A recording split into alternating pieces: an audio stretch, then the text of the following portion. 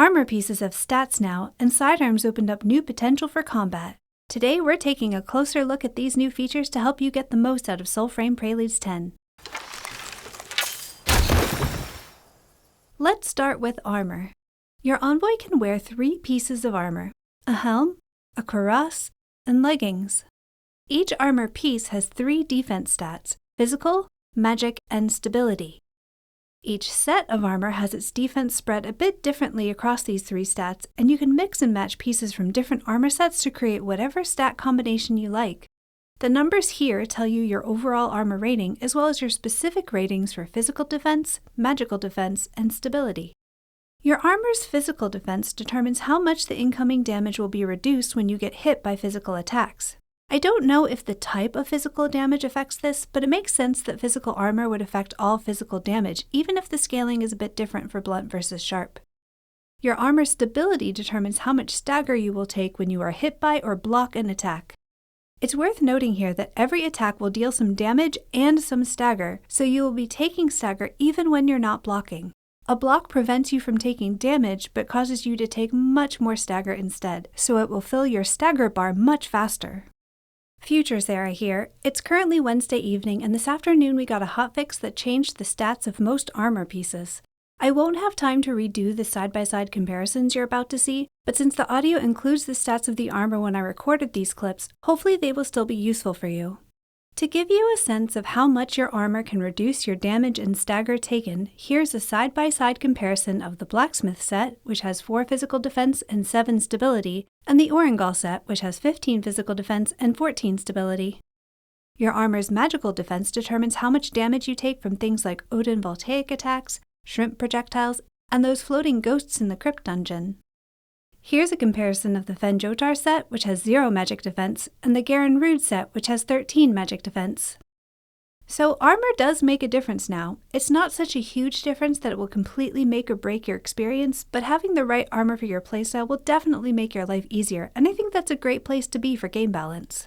How you decide to balance your armor stats should definitely reflect how you like to play. If you like to block attacks, then you will want lots of stability, whereas if you parry more often than you block, you might not need as much stability since a parry prevents you from taking stagger. If you play at range, then you probably want some magical defense, since projectiles are often magic damage, but arrows are physical, so you will need some physical armor too. If you're not sure what type of armor to go for, pay attention to what types of attacks you get hit by, and then boost those stats. Packs also grant you a bit of armor, although not so much that it makes a huge difference overall, and it's definitely insignificant compared to the functionality of packed abilities. Check the link below for a deep dive into packs and how they work. For now, we just need to know that if you're looking to compare the stats of different armor sets, you should make sure you're doing it without changing your pact. Speaking of which, before we move on, let's take a quick look at each armor set. I'll show you all of them while wearing Ode Tempest, since it has the same rating for both stability and physical defense. It doesn't have any magic defense though, so I'm also going to show you the calculated stats from armor alone. If you want to farm one of these sets, check out Soulframe Plus, a community project led by LVMine. Drop tables have been changing pretty frequently, but LV and friends are hard at work keeping Soulframe Plus up to date, so go show them some support. There's a link in the description. This is the Tempest Visored, Tempest Leathers, and Gartered Braze. This is the Signet Visored, Signet Leathers, and Bound Braze. This is the Prentice's Circlet, Stithy Wicks, and Pabby Shreds. This is the Regent's Veil, Flaxen Shell, and Dendrit Drapery. This is the Great Helm of Mora, Blazon Placard, and Flamekin Kilt. This is the Deceiver's Helm, Rascal's Gutguard, and Shifter's Greaves. This is the Bassinet of the Mendicant, Suit of Rancor, and Bloody Sabatons.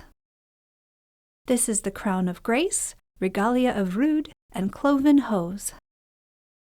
This is the Aramet of Iridis, Lycansteel Cuirass, and Eventide Greaves. And this is the Brazen Lung, an alternate helm that all new characters start with. Alright, let's move on to sidearms. Tuesday's hotfix brought us another new sidearm, bringing the current total to 5. There are 2 types of sidearms, Shortblades and Flyblades. We currently have 3 Shortblades, 1 attuned to each of the 3 virtues, but so far only 2 Flyblades, 1 for Grace and 1 for Courage, so I wouldn't be surprised if a Spirit Flyblade is in development. Despite sharing combat arts with main weapon Shortblades, the Sidearm Shortblades have their own combat animations and fighting style. The Shortblade Sidearm is a single dagger wielded in a reverse grip with a very cool flip animation for one part of the attack chain. The combat is smooth yet snappy in a way that perfectly fits the weapon, making it really fun to play. I love having a weapon I can swap to for melee combat and close-range engagements, and this is easily my favorite companion for bows. My only issue with Shortblade sidearms has to do with the weapon swap in general being a bit sticky, especially with the aimed bow shot, but it sounds like DE is already looking into this. I'm hoping for weapon swapping to get an animation cancel, just like blocking and dodging. Future Sarah back again. Today's hotfix gave us exactly the animation cancel I was hoping for, and Shortblade sidearms feel fantastic now. I decided to leave that section in because it's a great example of how quickly and effectively DE has been improving Soulframe. Keep this in mind as we talk about Flyblades. I have good reasons to be so optimistic about the future of this game. Our 3 Shortblade sidearms are Nettle, which scales with Grace and is a relatively common drop from chests and enemy loot, Verdigris, which scales with Spirit and drops from rare Dendrit chests and crypt coffers, and Grin, which scales with Courage and drops from rare Ode chests. Now I just need a Spirit bow to go with this Spirit dagger. Flyblades are a ranged sidearm, a set of throwing daggers with 2 different modes. You can throw them at your enemy, kind of like kunai, or you can make them orbit you. One of the first Flyblade combat arts will cause orbiting blades to last longer if you swap weapons, which makes a lot of sense because you can't throw your Flyblades while they are orbiting. Attacking with orbiting blades will perform unarmed strikes instead. Overall, Flyblades are a really interesting and creative concept. They can add to your damage and stagger in melee combat, or they can protect you while you're aiming at enemies in ranged combat. Flyblades are a lot of fun to play, but there are a few issues with the controls. If you press your heavy attack keybind while using Flyblades, the attack your envoy performs is determined by your sprint state. If you're sprinting, you'll throw 2 daggers at your target in a single ranged heavy attack. If you're not sprinting, you'll send your blades orbiting. Sprinting in general gets interrupted by just about everything your character does. In most cases, this is a pretty minor issue. Many weapons have slightly different animations based on whether or not you're sprinting. However, with the Flyblade's 2 heavy attacks being so fundamentally different, it's a lot more important to have precise control over your sprint state, especially since performing the wrong attack can leave you without a weapon in hand, and it's not possible to cancel an orbit to get the basic attack back. All that said, this is an alpha, so we've got to expect that some things won't be perfect on their first iteration. Whether DE addresses this by removing the melee heavy attack, changing the controls, or implementing some other solution we haven't thought of, Flyblades do have an amazing concept that is worth developing. The controls aren't great yet, but I'm confident they'll get there, and these blades are going to be lots of fun once they get tweaked a bit. Our 2 Flyblades are Skilter, which scales with Grace and drops from chests and enemy loot, and Preludes, which drops from Ode archers and rogues, as well as from chests that spawn during faction tales. If you want more complete information on drop tables for any of the items I've mentioned, don't forget to check out Soulframe Plus, link below. What do you think of Soulframe sidearms? Let me know in the comments, and until next time, happy hunting!